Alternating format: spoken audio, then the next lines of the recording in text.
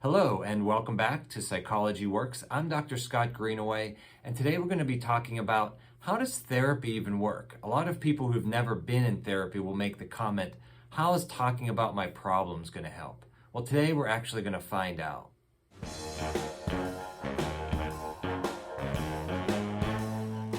So before we begin, let me see a show of hands. How many of you have actually been in therapy?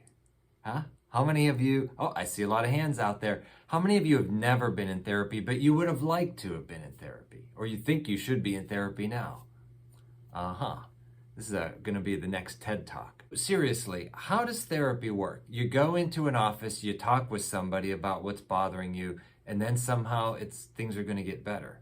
Well, let me show you how it works. Think of your personality as having three major parts to it.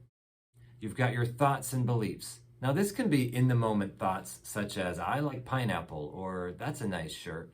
But it can also be deeper held philosophies, values, what is the meaning of success? What makes a good spouse? How should a nice person act? Things like political beliefs, religious beliefs. All of that fits into this category of thoughts and beliefs. Then you've got your emotions. Your mood, your feeling, happy, mad, sad, scared. Some people have different emotions in different situations. And the third category is the way you act, your behavior. Now, this could be behaviors like when you're angry, you slam a door, or when you're upset, you get silent. But it can also be activities like going fishing, going for a bike ride, things like that. The last part of this model says that each of these things affects the other two, and each two affect the other one. So they're all happening simultaneously. They all go together, but we want to look at them as distinct categories that influence each other. One of the common examples is you got two people waiting in line for a roller coaster. One of them is thinking, this is going to be exciting. I'm going to pretend like I'm on a rocket ship. Boy, I'm really looking forward to this. They're having those thoughts and beliefs.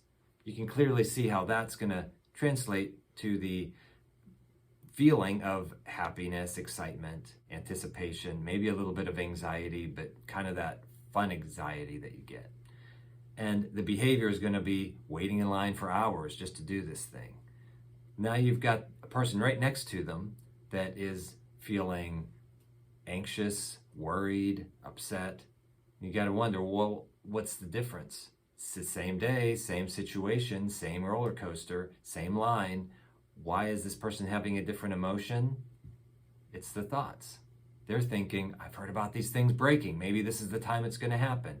We're going to die, or I'm going to get nauseated, and I'm going to throw up, or I'm going to have a terrible time. I'm going to get a headache. Now, this person may have a couple different behavior choices. They may stay in line and endure it because they may have other deeper thoughts thinking, I don't want to be seen as weak. I don't want people to think I'm a wimp or something like that. I don't want to be seen as anxious. That's a weakness. And so their behavior would be to actually stay in line and endure the anxiety and whatever else comes from it. Another person may have deeper beliefs such as, I don't care what anyone thinks. If they think I'm weak, that's fine. I'm just doing the smart thing. It's these fools who are waiting in line. If they've got those underlying ideas, then they may be more likely to just get out of line and go do something else. So if you test this, you'll see that in almost every situation where you're having an emotion, you can look and see what are the thoughts you're having, and you'll see a direct link. It goes the other way too, though. Let's say a person wakes up and they're just feeling anxious, or they're just in a bad mood because of some brain chemistry that's going on. That actually can affect how they're thinking about things. So if you're already anxious, you're more likely to start making predictions about negative things happening or overpredict the likelihood of something happening. And if you're feeling sad or depressed or down, you're more likely to have the thought, I'm a failure, I'm worthless, I've let people down, I've let my family down. And you're also more likely to zoom in on negative things that are accurate, they're negative, without panning back and seeing it in the context. When you're depressed, you're more likely to leave out variables that might help balance the negative, and instead you just focus on the part that's upsetting to you.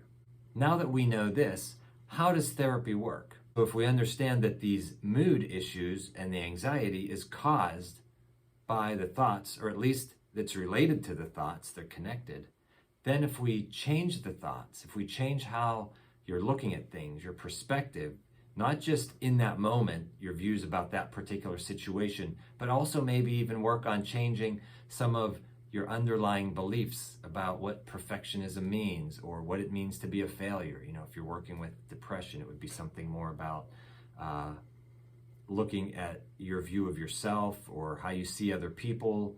And with anxiety, it's usually looking at the future, your thoughts and beliefs about how things are going to turn out. There's an older type of therapy, and some people still use it today, where you come in and you just talk. Whatever's on your mind, you talk about it, and the therapist tries to stay as neutral as possible. And the therapist is trying to figure out, what are your views? What is your perspective? What is your take on things? And make interpretations and help you see it. In cognitive therapy, the therapist is trying to teach you a method to be able to see what your views are and highlight them and see them so that you can then start to be your own therapist and catch your own flaws in your logic. Let me show you one quick strategy. Now, this wouldn't be the end-all be-all of cognitive therapy, but an important part of it is what we call a thought record. If you take a situation and you break it down into 3 component parts, you've got 1, the situation. You've got 2, your thoughts and beliefs about what's going on in that situation. And then you've got 3, the emotion. And you can give the emotion a rating because, let's face it, angry at a level 10 is way different than angry at a level 2. Or sad at a level 9 is much more sad and devastating than if you were sad at a level 2 where you're just, mildly down about something. What I'd like you to do is get a piece of paper and work on this with me. If you don't do that, at least be thinking in your own head about a situation you've been in. So let's take a second. Think about a time where you felt emotional. If anxiety is your issue, think about a time when you were very anxious. If it's being sad, if it's being angry, some kind of a negative, upset mood, jot it down, just a sentence or 2.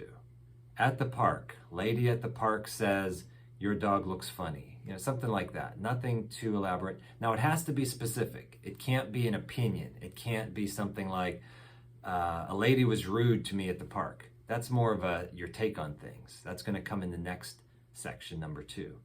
Just something that if 1,000 people looked at this video, if it was on video, that they would all agree. Yes, there was a person there. Yes, they said this. Yes, they walked away afterwards. Something that doesn't have any opinions in it.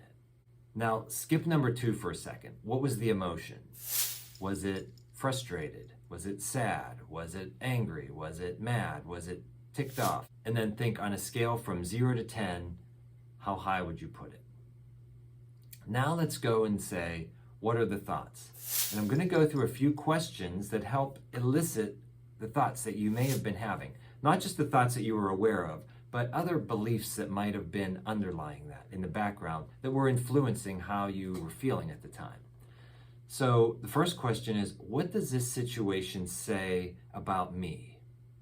Usually with anxiety or depression, there'll be some thoughts about this situation shows that I'm weak, or that I'm no good, or that I'm bound to fail at everything, or everything's my fault. Something along those lines. But don't put that down just because I said it. Really think about, what does this situation say about me that might be making me upset? Next question, what does this situation say about the other person? Now, usually if the emotion is angry or frustrated, then there'll be some thoughts and beliefs about that other person or people in general. What does this situation say about how the other person sees me? This would be sometimes with embarrassment, if that's the emotion, or anxiety. And then we've got, what am I afraid will happen? Or what am I concerned is going to happen? This is usually the question that gets answered if the emotion is anxiety. And then we have just the general question, what else was going through my mind in that situation when I was having that emotion? Now, if you've done this on paper, you've done a very good automatic thought record. Notice I said automatic thoughts. You're not trying to look at it this way. You're not trying to have those thoughts. These are automatic thoughts that occur because of the life that you've led, the experiences you've had, the situations you've been in, combined with, of course, the brain you were born with. Even this isn't enough to be the cure for the issues, for the emotional issues. Please click like, subscribe, and then you'll get notified if you hit the bell. What we still need to do now is analyze these thoughts for any flaws, any misinterpretations, anything that we might have been thinking that you look back afterwards and you say, well, maybe this wasn't totally true, but it seemed true at the time. What we want to do is understand thinking mistakes. If you were in cognitive therapy, you would learn about the thinking mistakes. There's a list of them. All or none thinking, over-exaggerating, jumping to conclusions, shoulds when the world doesn't operate the way you have, in your mind, thought that it should. They're human biases, ways that we make errors in our thinking that all humans make. But if you understand what they are and you're analyzing your own thoughts, then you can start to find your own errors. And then if you correct that using logical, rational thinking, panning back, looking at the big picture, not looking at the extreme, but more in shades of gray, what happens is the emotion starts to change. The depressed person starts to realize that all of the ways they've been looking at things that are helping keep them depressed aren't actually true. And when they start to see what actually is true, the mood improves.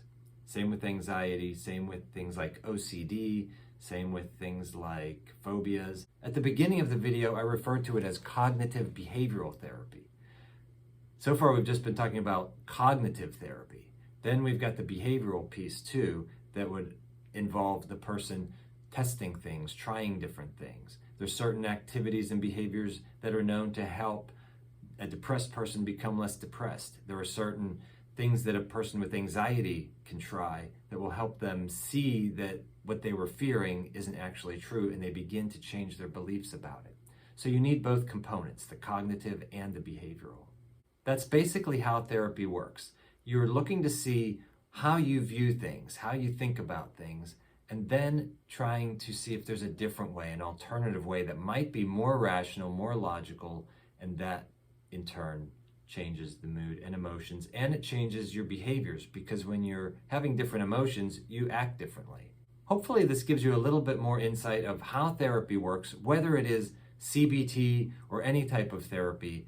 The main thing you're trying to do is change how you're looking at things, how you're thinking about things, and hope that that brings about a change in your emotions and also a change in your behaviors. And like I said before, they're all connected. It might be where you're trying to change some of your behaviors so that your emotions change, so that you think about things differently. And they're all connected. So it's all good. Whichever area you want to focus on, you got to look at the other two areas as well. What I really hope is that there are some people out there who were on the fence about therapy, or maybe they were directly opposed to it and they've seen this video and they thought, well, if therapy is like that, maybe I would try it. And then it gets you to start working on things that you'd benefit from. I would love to hear your comments below if you've been in therapy, if it was helpful, if it wasn't helpful, and I will see you in the next video. This is Dr. Scott Greenaway signing off. Take care and take it easy.